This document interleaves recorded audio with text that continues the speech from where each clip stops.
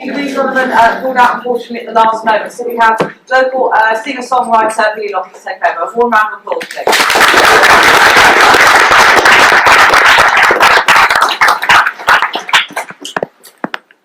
Hello. I have never ever done anything like this in my entire life, so I'm trying to wing myself a little bit. It's fine. Got a few minutes as well.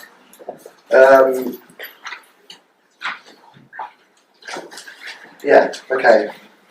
So,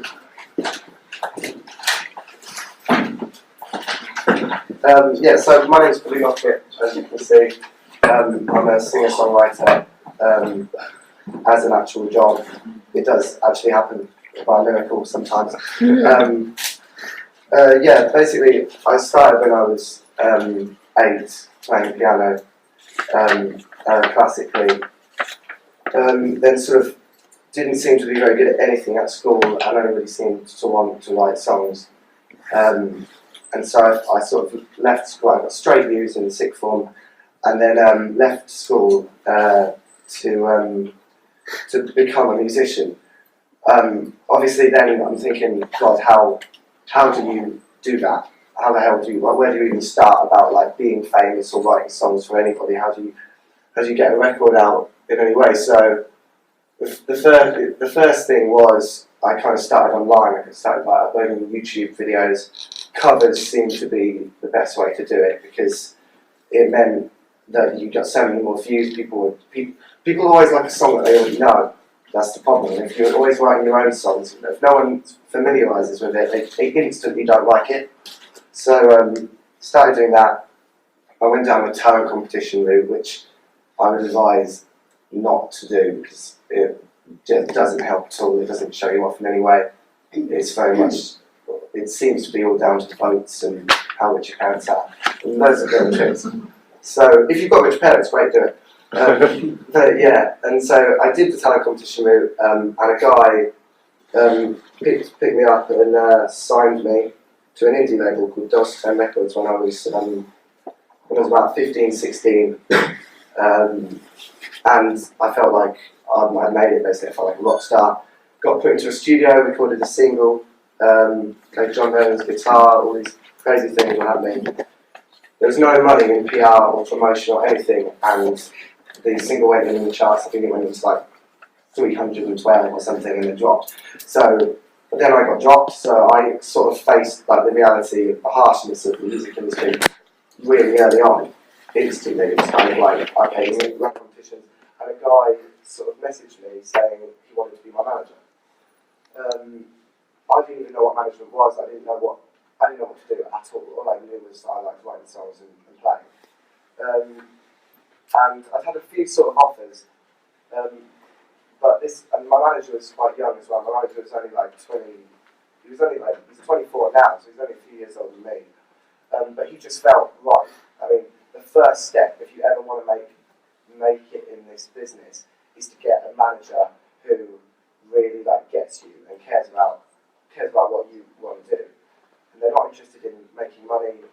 They obviously are, but I mean, they want to create an amazing product and want you to be a part of it. My manager is pretty much my brother. Do you know what I mean? Like we talk every day, all day. We always come up with new plans of how to do it. So basically, I signed with him, and he only takes 15% of what I make. If I don't make anything, he doesn't make anything. So there's so many managers out there that will kind of just be like, yeah, you're going to have to pay me £400 a month, and I might be able to make you famous one day. It's like, well, no one's ever going to do that. So a manager can be really helpful if you believe in him and you trust him. I'd say he's the most important thing in all of it. Like, I wouldn't even be doing music now if it wasn't for my manager. So then where did I go?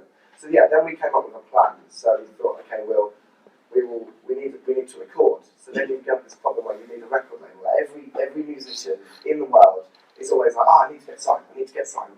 And the funniest thing is you only ever get signed when you don't actually need to be signed. Like finally at the point when a label will go, yeah, we want to sign you, you're probably already making enough money to not need them. You know, which is the struggle. But you struggle all your life, and then finally you get what you want, and you don't even need it.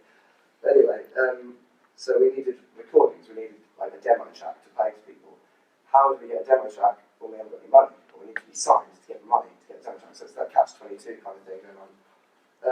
So basically, we managed to, I just wound my balls off, sorry, and then recorded 4 songs, and then we sent them out to, there's a book called The Unsigned Guide, which can be quite helpful. It's got a lot of crap in it, but there is actually some helpful stuff in it. And we just, we made these 4 tracks, and basically did this idea where, you can all use this, it's quite a cool idea. We basically found out the addresses of every Radio 1 DJ, every head of any major label, because it's all online, you can find it. Found out where they lived, and then sent them a Kit Kat, and I wrote on it in handwriting on the wrap of the Kit Kat, www.whyhaveireceivedthis.com, and I made it really obvious, like it wasn't from a company, it was my handwriting. So sent 7, so every single one of these people received this Kit Kat in the post, and some of them are going to be like, what the hell is this? So obviously when they typed the website in from it, it came up with all my music, my web page, all my press photos, everything that we created. So it's kind of cool, and then on the top of the website it said, we gave you your break, now give me mine. Cool little idea. It didn't work, but still, it's cool. And so we kind of just kept pushing on with that. And then we sort of thought, okay, well, we need to get an image. The image is just as important as, I know I look like crap right now, but when on stage there's an image, it's a whole brand. If you want to be a singer-songwriter, you have to instantly think, Ed Sheeran, Ginger, Luke Pedal, Lady Gaga, where's Mint? All these things, they're really, really important, So, so you have to get the image going to fit the songs. The same thing is the music you make has to fit how you look. If I look like a German techno trance man and I was playing, indie pop, that's just not going to happen. So then the next thing was we needed to build a team. So from a manager, that was the first sort of building block. Then we were thinking, right, we need a photographer and we need a booking agent, and how the hell are we going to do that? So we just started talking to people, networking, pushing our EPs out there. And what I found was that my whole team is uni students. My manager was a uni student doing music, my video man was a video student, my photographer they were all uni students because they're the ones that are looking for their break. They're the ones that are going to do it for free and they're going to help you and you've got no money, but you'll find that you need to just sort of make sure you can do everything as sort of cheaply as possible. So then they all helped. You also need, I hate to say it, but you do kind of need a gimmick in a way. What makes you different from everyone else and makes you stand out, even if it is your voice. If you're lucky enough to just happen to have a gimmick, that's great. But obviously, again, back to Ed Sheeran, the loop pedal thing. People have done the loop pedal thing, like Kate Festival have done it, but Ed Sheeran did particularly well, and there was a reason why he wore a hoodie and jeans. His gimmick was trying not to have a gimmick, which is really clever. It's reverse psychology. It was like he could be your neighbour, but how could your neighbour be famous? Kind of thing. Right. Okay. So then we just started gigging, and nothing was really happening for us. And I was sort of ringing my manager all the time, annoying him, going like, "Why is nothing going on?" When you feel like you're sort of stuck in your hometown and everyone else is at uni or going off and doing things, and you're thinking you're kind of you're just left behind a bit. And obviously, I just sort of had a bit of luck, basically. You need luck in this, and I luckily got Radio 1 because the BBC introduced the uploader thing. They hear about this uploader. BBC introducing it was a really, really big help. Everyone uploads their songs to BBC introducing uploader, and every time you do it, you think nothing is ever going to happen from this. This is a massive waste of time. Honestly, it really, really does help. It's changed my life having that. They do actually listen to it. So we did that, and we got one of our tracks ended up being Record of the Week on Radio 1, and then from that, everything flew in the space of about 10 minutes, literally in 10 minutes. Emails went crazy, the Facebook likes went up, the Twitter went up. I had 100 before I got played. In 10 minutes, I was straight up to 5,000 instantly. And that can happen. That's not mine was particularly good. I didn't even like the song, but that just happened. There's such a big audience around it. instantly, if you're on Radio 1, it's like what, technically that's what's cool. If kids hear something on Radio 1, their minds say, oh, it's on Radio 1, it must be cool, now I like it because it's cool. Cool is a load of bollocks anyway, but yeah, sorry. Yeah, so then from that, we got a lawyer who got in touch. Now, I've had a lawyer now who's a really big deal lawyer. I've had him for about 2 years and he's done nothing at all. And I've got in some pretty sticky situations before. But at some point, he will be a massive help. So when a lawyer does get involved with you and you think, well, I don't really need a lawyer, keep him there, because when you come to like sign a deal, maybe 2-3 years down the line, he will make sure you get a decent one. And from then on, he will look after your whole life. He'll look after everything from then. But a lawyer's contract isn't technically a contract. It's more, don't mess me around and I won't mess you around. Just don't go with another lawyer. It's because you get a bad name. You don't want a bad name. That's really bad. Everyone in the music industry talks to everybody. So, if you don't make one enemy, everybody knows, and it can blacklist you. So, just be as nice as possible to everybody, but don't be a suck up at the same time. Okay, so from Radio 1, I got the lawyer, and then I got an endorsement, which came in, which really helped because it meant I could have a keyboard that, didn't have a dodgy wire on it, and a guitar that actually worked, and that really helped. But and that was with Yamaha, which was good. And then from that, we tried to book a UK tour. We didn't have a booking agent though, and getting gigs is one of the biggest nightmares for any band or artist ever, because I had a mindset of I just need to keep gigging, and it's completely wrong. It's much better to do a few gigs that are the right gigs than 100 gigs that there's like a homeless man and a dog at. It's a total waste of time.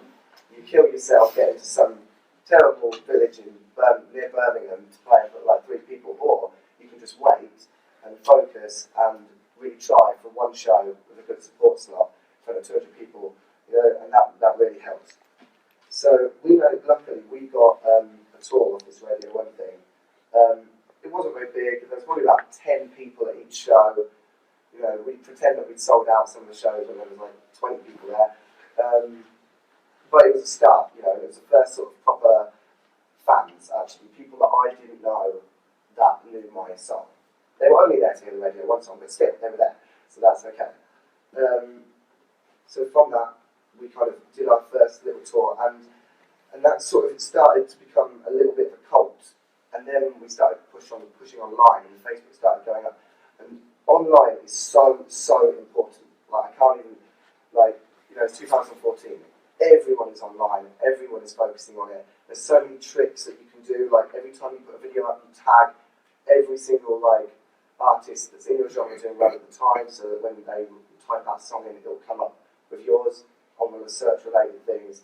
That's so important. Also, if you want to upload videos on Facebook specifically, and make sure everyone comments on them. Every time someone comments on it, it will come up on their page, on their wall. So your views go crazy. Another thing is, if you upload it on Facebook, there isn't an actual view count. Because I don't know about you, but when I click on somebody who sent me a video on YouTube, if they've only got 100 views on that video, I will probably only watch it for about 10 seconds. Because I'm instantly told, oh, that's not going to be very good. Whereas if it's Facebook, there's none of that. There's no it cuts the clap, and it's just completely full on of whether I like him or not. So you can buy views and likes, but don't go into that, that's pretty bad. So then we got onto that. Then it went really, really slow again. You'll find this in music, it's just like a month of thinking, oh my god, this is crazy, everything's going on, and then 6 months of nothing's happening. It just goes so quiet. I can't tell you how up and down it is. It's bloody roller coaster, but it's fine. So then it went really quiet, and I just wrote. Just keep writing. You can never have too many songs. Even if you think, right, yeah, I've got 5 singles here. They're big hits. I've recorded them. That's great. Write another 10. I try and aim. I write a song a day, and I probably write 100 songs. 6 of them are good. 2 of them are hits, kind of thing. So you just have to keep writing, almost see it as a job. I know jobs aren't have fun, but like you have to almost push through it and write. Try and stay away from the words moon, sun, stars, sky, that sort of thing. So it went really quiet, and I managed to keep writing, and luckily, about 5 or 6 months down the line, a guy called Guy Chambers emailed me saying that he'd heard one of my songs, which is about wife beating, which I was slightly worried about, I really like that one, but, and he wanted to work with me. So, Guy Chambers has done loads of hits. He's done he is Robbie Williams basically, and he's he's got like 40 number ones. He had platinum records like on the floor, he hadn't got round to putting on the walls yet. And so I worked with him for a little bit. I wrote 2 tracks with him in his studio, which was great. That really helped, and that then got me in touch with a booking agent, which was like the biggest, most mind-blowing thing ever, because it's some guy that gets you gigs. Like for a musician, that's gold. Like you don't have to be online non-stop, like ringing pubs up. Some of the pubs I used to play, like I'd have to pay to play there. Like you've got to rent the room out, and it's like £300, and you've got to get people in there, and you can sell tickets if you want, but you don't have to. You've got to rent out a PA system as well. It's a total waste of time. Booking agent. There's 3 major booking agents. There's the agency group, the CNN, no not CNN, CCA, and X-Ray. And I'm on X-Ray. And they basically just make sure every gig you ever do is contracted. So if you turn up, and the promoter's not paid you properly, it's okay. They will get sued, and it will go through X-Ray, and it'll be fine. It's just safety net, really, and it's someone who cares, and he will book you tours, and he'll organise everything live. Is to do with them now. So, and they also get you support tours, which is great because, so many times I would look at a band and then see them on tour, and they'd be like, supported by so-and-so. And it's like, well, how the hell did they even know about that tour? When it's only just come out online that I know about the tour, and everybody picked the support, so how do you find out about these things before they're already organised? So that's where a booking agent does that, because they have a list of everybody who's touring. Like, I know exactly when Jessie J's touring in 2016. I couldn't care less, but I know. So, and it's all these little things, and then basically they give me a list and say, like, which ones do you want to be put forward for? And then it's just, you're not guaranteed to get the tour, but it's just good that your name's in the pile, and they can look at it. And so we were with them, and luckily we got a tour with a girl called Nina Nesbitt, who is doing really well now. She was doing well then. She went up with Ed Sheeran for a little bit. That kind of helped. Yes, she brought me on tour with another guy called Josh Kumar, who was a little bit of a one-hit wonder, but he was still kind of big at the time. So that was like a 20-day tour, which I'd never toured before, so not properly, not like this. The venues were like 300 capacities. It was sold out. It was UK. So at the time, it felt like a big deal. Like every show felt like a real thing. For once, it actually felt like a proper big deal. And all of those were basically little girls with their phones out. It wasn't the most crazy, fun gigs, but it really, really helped because every single one of those people would like my page afterwards. And they'd stand at the gig like that, and then they'd be on their phone, and then they'd be like, oh my god, I'm having the most incredible time. On Twitter, which was fine, as long as they said it. And as long as they liked it, I think. Anyway, so that meant that my fan base grew to like about 8,000 or 9,000 likes. The reason I keep saying about this likes thing is that through this whole period, I've been having meetings with labels. I must have had about 50 or 60 meetings with major record labels, every time thinking, this is it, this is my big chance. The first thing they will ever do is say, how many Twitter followers, how many likes, how many YouTube views, and then, most of the time, they don't even listen to the songs. They haven't even listened to the songs, and they say, come back to us when you've got 20,000 likes, and we'll listen to the songs. But that's how it is now. I mean, labels don't make enough money to take risks, so they want to make sure that they're going to sign you once they know that 20,000 of your fans will buy it, even if it's rubbish. So, which is a shame, but that's life. So then, Yeah, covered that. Yeah. So yeah, then it started to become cold. Then I started getting fans to my own shows. The trick is, every time you get something big, you always have to have something to follow it up. Every time you get, say this tour in Nina Nesbitt, we booked our own tour straight away to finish, to start as it finished with Nina. So the whole time anyone sees you, they need to be able to think, oh, I liked him, what's he doing now? And then they can see, I've got another tour, they book tickets for my tour on my own. That's how it goes. Because everyone forgets so quickly, like, people are so fickle, and they don't really care. And, if Lady Gaga didn't release anything, in a year, for a year, so many people would forget her. And that's Lady Gaga. So I mean, like, you've constantly got to be in the limelight. You've constantly got to be reminding people of who you are. So I did that. Then I thought, okay, I'll go to London, because everyone seems to think London's like the place where you make it. It's not. But I thought it was. So I couch surfed, I did open mic nights. I was doing sometimes 8 or 9 open mic nights a week. So that's like 2 a night sometimes. And it was rubbish, but it did help. I met some interesting people from it.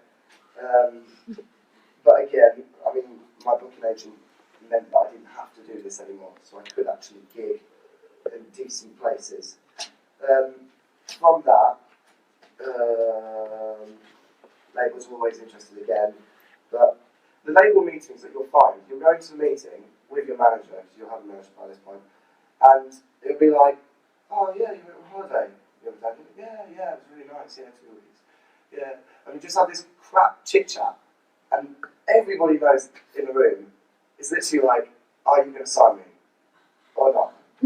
Because if you're not, then I spent 30 quid on this train ticket, and you could have just told me on the phone, I don't need to be here. Anyway, labels aren't the answer. That's what I'm trying to get at, because I'm not signed, and I've had offers now, and I do not want to sign yet. Publishing is the next thing that should come after the booking agent.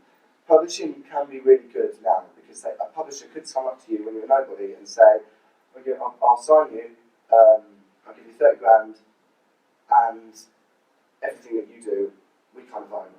Which is actually really good. I know it sounds awful, but it is actually a really big help. 30 grand, you can make a really good EP, you can put PR in it, you can promote it, you've got a bit of money for once.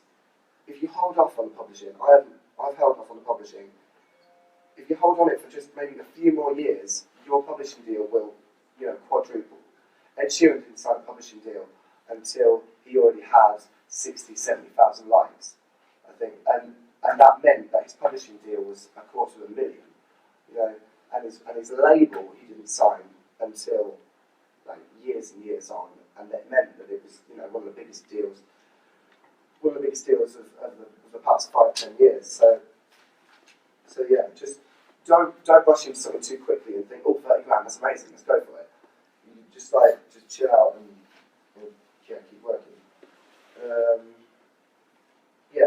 Okay, so then everything went quiet again, things got really rubbish, I settled down. So I asked my mum for some money. And we basically needed PR, we needed to push, we needed press. Everything is so expensive in music. So I asked for four grand from my mum, and luckily it was an investment. Luckily, she gave me that, and it meant that I could record properly, and I could record an actual EP that meant something to me. And it was my debut EP, and I meant I could put it on iTunes, so I could put press and PR in it. PR companies can rip you off like that. PR companies normally work on about, like a decent PR company is about £500 a month. And the dodgy thing about them is that they will say, if you give me £500 a month, I will get you into Enemy, Music Week magazine, Q, you'll be on Radio 1, Radio 6, XFM, possibly. But if I don't, I'm really sorry. You weren't famous enough. So that's the problem. So you can pay them, and they can come back to you and say, sorry, I couldn't do a good enough job. So you've got to be really, really careful with the person that you end up going with. PR isn't free, so you can't. It's not like a 10% cut kind of thing. You will have to pay something, but just make sure that when you do actually decide on a PR company, that you trust them as much as your manager and your booking agent. Everything everything about this is trust. You know, everything is down to like just getting good vibes off somebody and believing in them. So then we did this EP, and it wasn't great. Again, fans are fickle. Me and Lesbian fans kind of went quiet. Then luckily, again, just complete luck, Lana Del Rey messaged me asking me to support her in Manchester Apollo, which was a weird one. It was quite a strange day. And then, so then I went to Manchester and did that. And it was, I think it was like 5,000 people. And the biggest gig I'd done before that was about 400 people. So my EP was on iTunes. The good thing was I had something to follow it up. So when I was on stage, I said, make sure you download my first EP on Pathways on iTunes.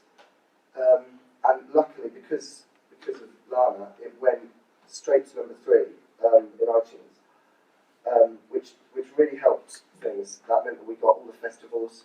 All the festivals wanted to see us, and it just sort of pushed things along a lot. And it meant that I've got something under my belt to say, oh, Billy Lockett, number 3 kind of thing. Was it number 3 or number 4? Oh, no, I don't know. I feel like I'm at number 4 there, and I got totally wrong. So then everything went rubbish again. Katie Tunstall tweeted me and asked me to come on tour, which was great. And now I'm kind of here. I've just come off a Katie Tunstall tour. My second EP was number 3 again, and in the top 40 as well in the main charts. The problems that I've had, which you probably have, everyone is trying to do this. Why would I be the one that would make it? To be honest, everyone is trying to do this. And it is really, really, really hard. I never realised it was going to be this hard. I thought it was going to be hard, but not this hard. But the thing you've got to just sort of get over is just keep doing what you're doing. Stop looking at everyone else. Just focus on your stuff. And because I had a tendency to look at so many sort of singer-songwriters that were sort of doing well, and I was like, oh, why am I not doing well? I'm just as good. I don't understand it. Just don't get jealous. Don't worry. Just focus on what you're doing. Because if you're trying to copy someone, like the public are buying your music, and they will see fake. You know, they will see it straight away. If you're trying to do anything that anyone else has done, they're going to be like, oh, he sounds a bit like that guy. I don't like him. I like that guy. So that's the first thing. Money isn't too much of an issue. I mean, you just have to. You don't need money to make a success of yourself. It helps, but you don't need to do it. You need to make sure that music isn't a hobby; it's a job. Even though you're not making money, doesn't stop it from being a job. You know, and the problem is, a lot of people think, oh, well, I'll just get a job so I can pay for the music. And the problem is, the job just takes over. You don't have enough time to write music, and you're like, oh, well, I'll probably make it anyway. So you can't think like that. You've got to focus on that. So another thing is, I'm not good enough. That's always another problem. You always look at everyone on YouTube videos and everything, and you go, oh, he's such a better guitarist, or he's such a better piano player, he's got a better voice. All these things. He might be a better guitarist. I'm not a great guitarist at all. I'm pretty good on piano, actually, but I'm not a great guitarist. But that doesn't matter. You know, just focus on what you know that you are good at, and just do that to the best of your ability. Like, I know that I'm good at writing songs. I know that I'm good at hooks. I might not be the best singer, I might not be the best guitarist, but I know how to write a decent song, so I'm just going to focus on that, put everything on that. So, yeah, just work to what you know and make that better. Impatience has always been a problem of mine, and I have annoyed my whole team for years of ringing. I'm literally, after this, I'm going to ring my manager and be like, what's going on? But literally, it's slow. It's really, really slow. And to the outside world, everyone will come up to you. When things start getting big and start improving, everyone will be like, oh man, it's mental for you, isn't it? It's crazy. I'm here and here. And you've actually been in your pants playing GTA for like 2 weeks. But on Facebook it says you're mental because you had a tour a month ago. So you just have to kind of be like, yeah, it's crazy, yeah. Sort of fake it till you make it kind of thing. But at the same time, be patient. It's going to take ages. Or you might get lucky in it. It won't. Yeah. If anyone in your team doesn't feel committed enough, drop them, sack them off, get someone new. If there's any problems, you need to address them and finish it, because, you know, we're not getting any younger, and in music, age does help. You know, it does help. It's not the most important thing, because that's my next problem. I always worry about being too old. You know, because you always see like, oh, Justin Bieber on Direction, all these little kids doing really well. So annoying. But all these like kids are suddenly crazy. But you've got to remember that, one, you only know about them because they're young. They stand out because they're young. There's hundreds and hundreds and hundreds of people that are way older. Like Kate Tunstall didn't get her first record deal until she was 26. You know? So you've got to remember that age isn't the most important thing. A good song is a good song, whether you're, you know, it doesn't matter who you are. I know Elbow made it at 50. I hope to make it before then. But still, I mean, if you actually believe in it, and if you really want to do it, you just have to keep doing it. Eventually it will work. Even if you're 8 years old, eventually it will happen if you just keep going with it. And if you don't keep going with it, you didn't want it enough and you don't deserve it anyway. So, yeah. Yeah, another thing is, be inspired by people, but don't copy them. I think I've already done that. Yeah, also be quite open-minded with what you do as well. Don't kind of like treat your songs as your babies. A lot of the time you can write a song, and it can be a throwaway song. That's not a bad thing. I mean, you can, once you get publishing, you can write a song and think that's not for me, and sell it on to somebody who it would work for. And I mean, one of my close friends did that with Little Things, which ended up being One Direction's biggest hit. You know, it was a little song that she wrote with Ed, like when she was 17, and it happened to just blow. So, you know, even though they're your songs, it is a product that you are selling and trying to make money out of. So, yeah. Network. Be as nice as possible to everybody all the time. And I don't need to tell you that, but yeah, that really does help. There's so many bands that I've known that have got a record deal early on, being a dick to everybody on the way up, and then when they come back down, they're just, you know, no one wants to help them out. No one wants to help them away. You know, be nice to people on the way up, and they'll be nice to you on the way down. Yeah, so everyone has a different story. There's no set way of how to do this. There's a lot of luck involved, but I mean, it does work. I mean, now I actually have a job out of it, and I'm Record a Week on Radio 1 next week, and that was a total fluke, but I got it. And it really does help if you just keep writing and find a manager. That's the most important thing you can do. Or you could just go on X Factor. So that's me done now. But thank you for listening. Thank you very much.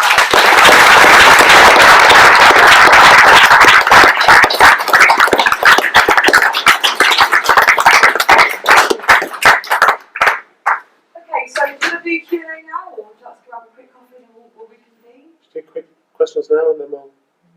Yeah, sure. Otherwise we'll take us half an hour to go to the room.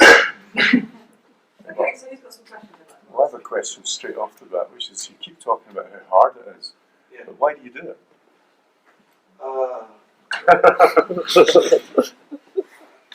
do it obviously partly because I'm not very good at anything else, and secondly because obviously I couldn't live without doing this. I know this is what I have to do. This is what I was made to do. I wouldn't be able to.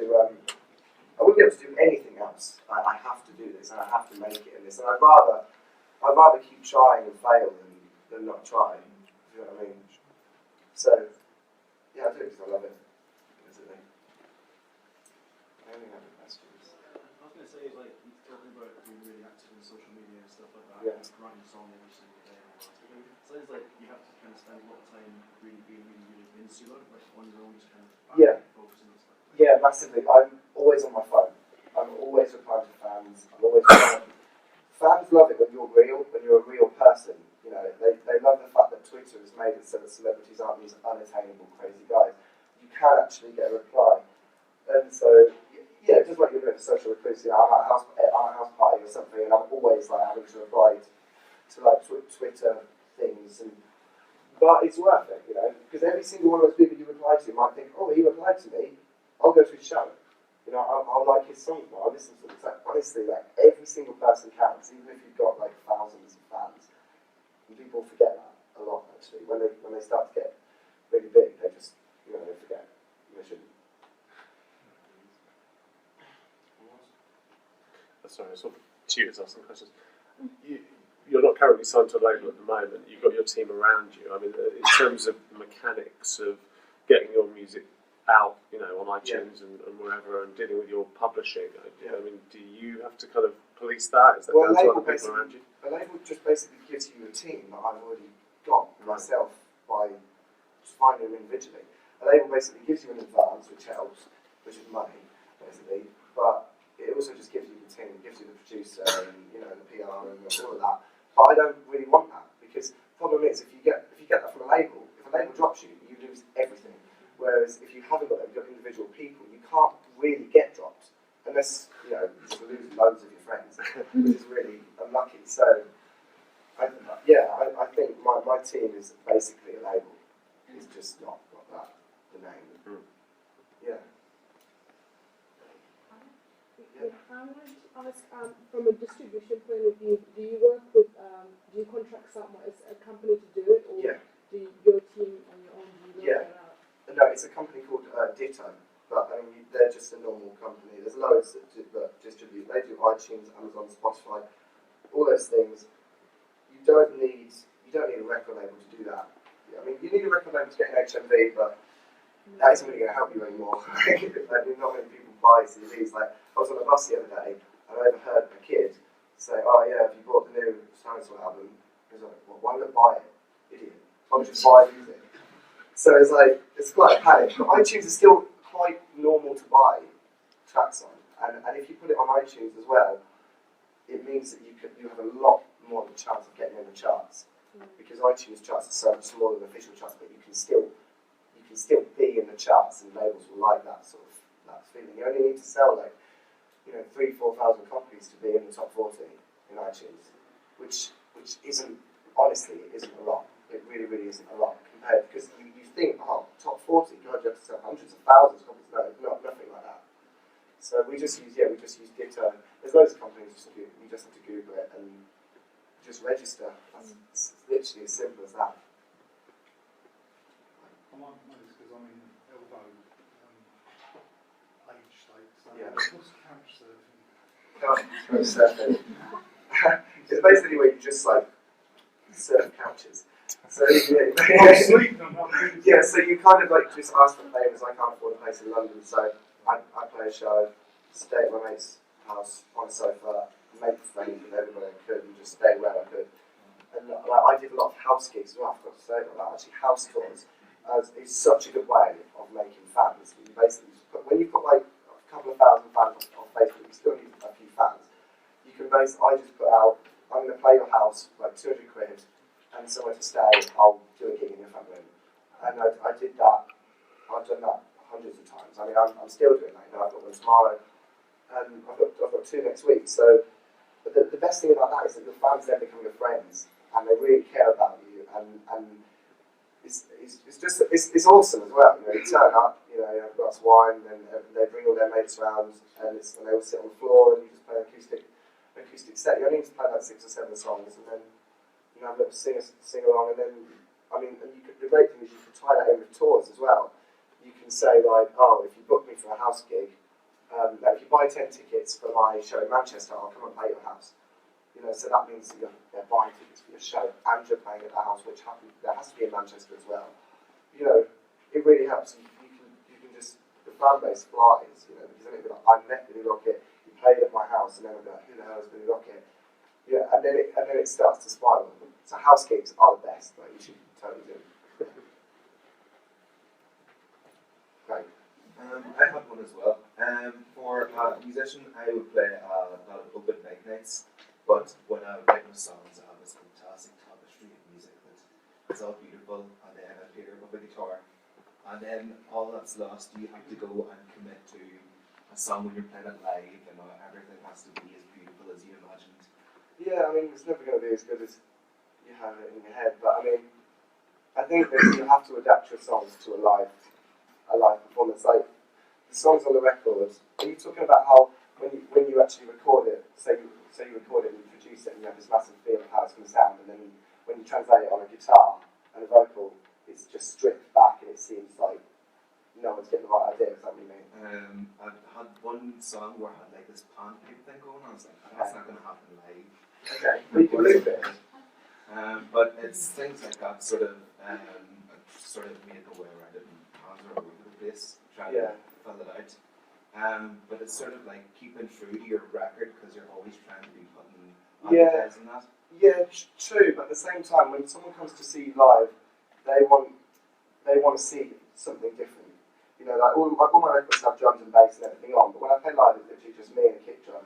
And I think if they just wanted to hear exactly what they knew, they could just, you know, play the record at home and not even bother coming.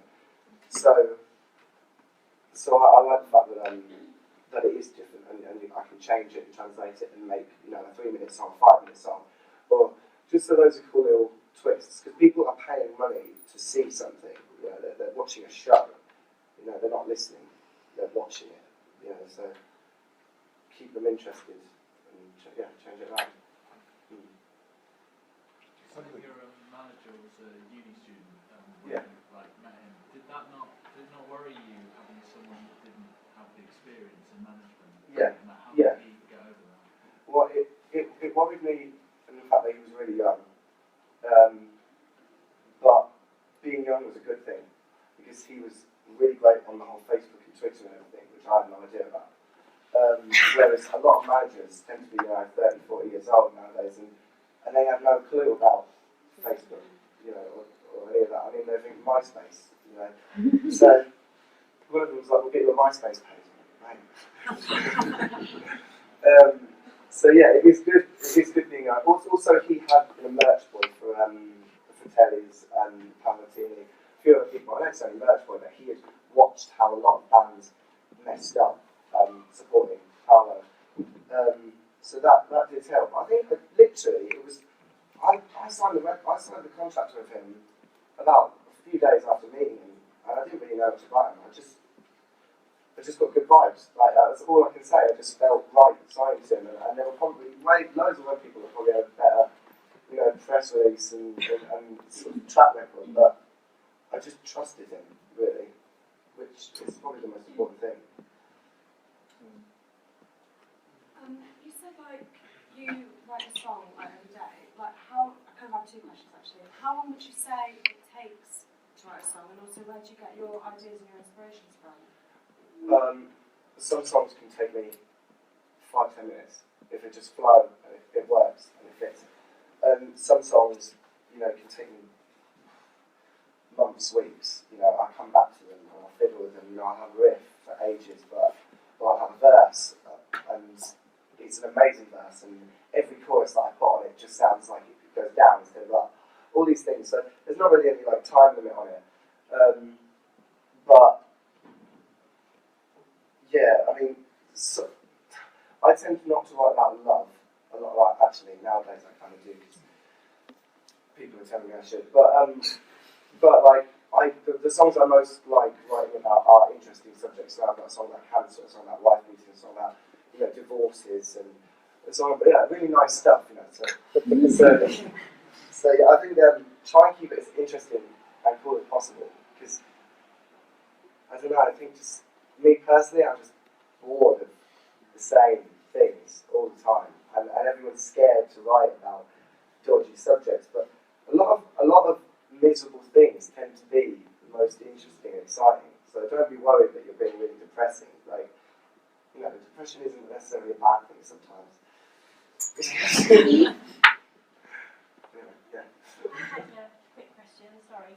Apart from obviously making it in the music industry, and obviously trying to commit as much time as you could to it, did you have any bog standard normal jobs that that everyone has to have to pay their bills? Yeah, I worked at Toys R Us in the buggy section for the whole of Christmas, and they sacked me for stealing some sweets. I was rubbish at the job as well. I was a pizza boy.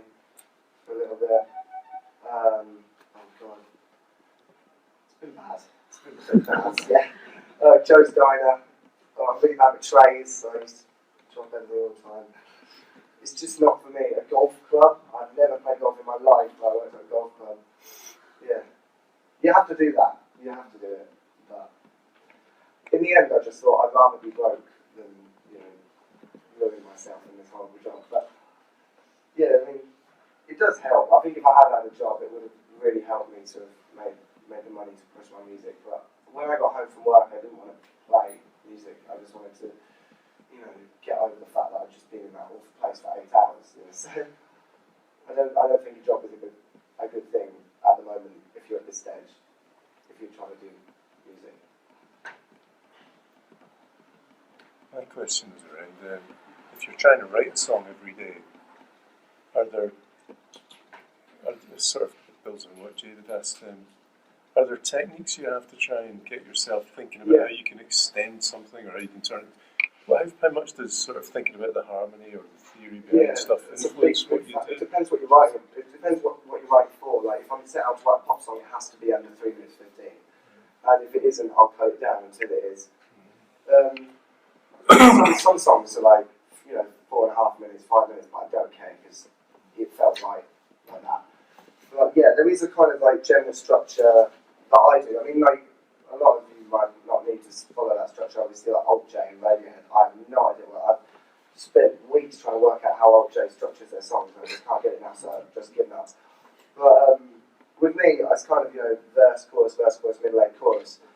And I kind of try and follow that. Because for me, I enjoy listening to songs that are like that. That's just how I am. So, there's loads of structures, but at the end of the day, like, it sounds nice, it's a song. Like, it doesn't have to be stuck to the rules. They're just guidelines, really. So if you suddenly go against that, say you suddenly went to a chord that was completely unrelated, if I went you'd be against fine it, with that?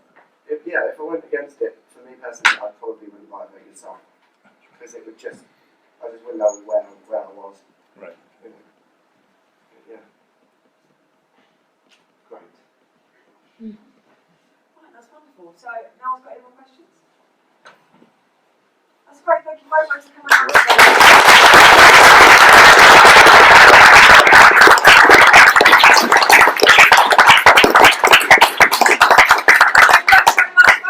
I think there's a couple of people coming to see me in a moment. If not, I'll see you all tomorrow in here at 11 o'clock for Becky Reality. Thanks all very much. Thank you.